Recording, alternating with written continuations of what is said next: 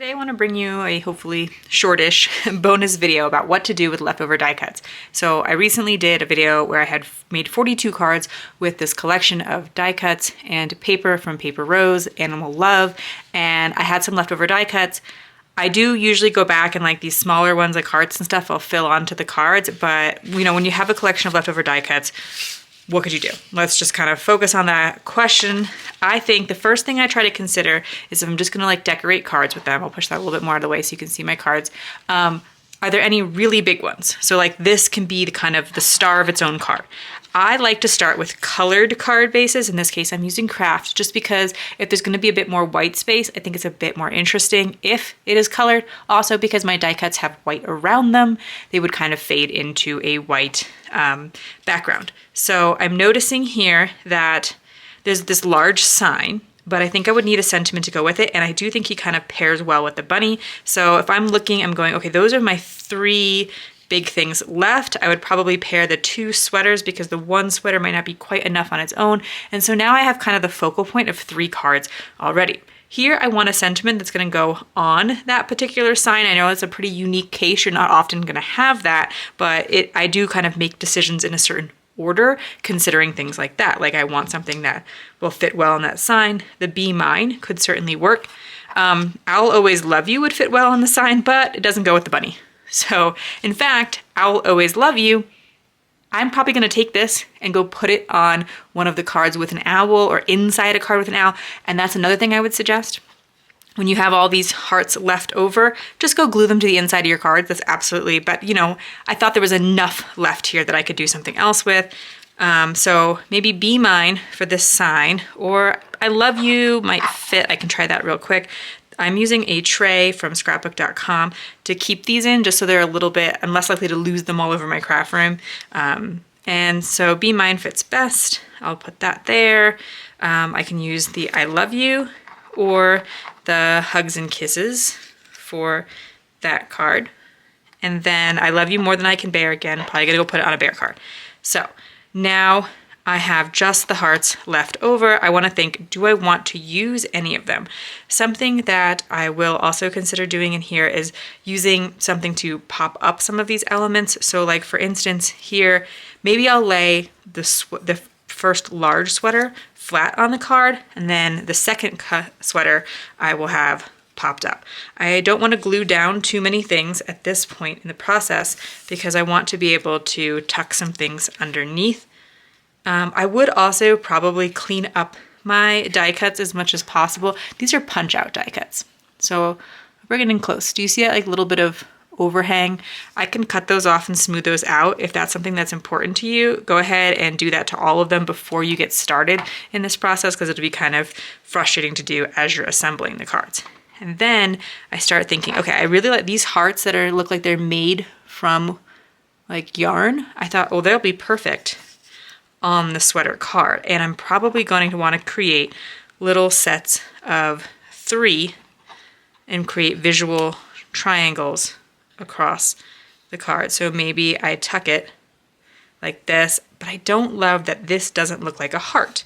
It, you know, because too much of the heartness of it is being covered up. So what I probably need to do is spread it so there's 2 on one side.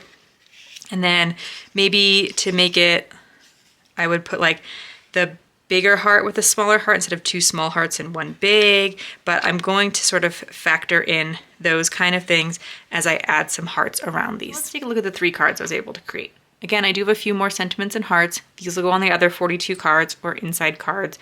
In putting them inside of cards, decorating envelopes, always a great thing for leftover die cuts. But I felt like I could squeeze a couple more cards out of it, and I went from 42 to 45 cards, so I think it worked out as a good idea. I do have 2 videos I'd recommend if you want a bit more about this topic. I made a video in December about like how to do this, but I used tags as an example. But I also gave like a list of 10 specific strategies. So you might find it helpful to have that specific list, and it's a little bit more organized, annotated, that kind of thing. Also, I do have a video about what to do with white space on the card. So if you see a card like this and you think there's a lot of white space in the background, what you could do instead. And so I will link both of those in the video description. For this card, I created a visual triangle of 3 hearts in addition to my 2 main focal point images.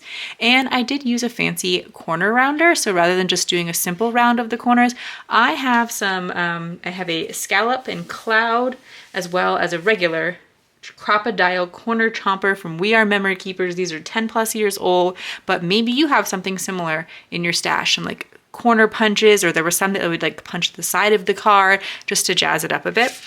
So that was I think that one's called the scallop, and this is the cloud version. So just to add a little extra touch to the corner of the cards. This one here, I think this would be super cute to give to a kid because there's kind of like an adult sweater and a kid sweater. So like if you had, you know, a niece, nephew, son, daughter, grandchild, that kind of thing, could be really cute.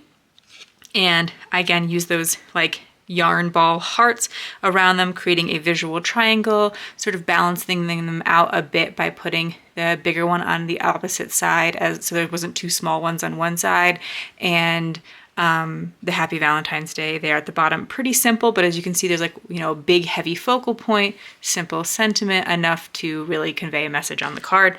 This final one, I think that this might also be great for like a wedding card or congratulations. Maybe you want to sub out the sentiment there, like for somebody who bought a new house or something like that. But anyway, so how I finished this one off is rather than just doing one large die cut and a word, which I think you could do because there actually is a lot of kind of extra stuff around the house in the existing die cut. So I didn't do a visual triangle behind it the way I did on both of these cards. Instead, I lined up the extra hearts, and I used that to kind of create more of a straight line all the way through the center of the card. In the end, I probably would have wished my house was scooched up just a bit more, but I think also a simple either patterned paper or piece of cardstock in the background could have helped to kind of like contain these and sort of like reinforce that line through there. But I did a balance of 2 small hearts with a large heart. You could do 3 of the same size or something like that. So sometimes there's something to be said for doing like lots of layering. You know, this one's kind of breaking the box, all that kind of stuff. And then here I instead kind of just tried to line things up, and both of those have a place in an overall great card design.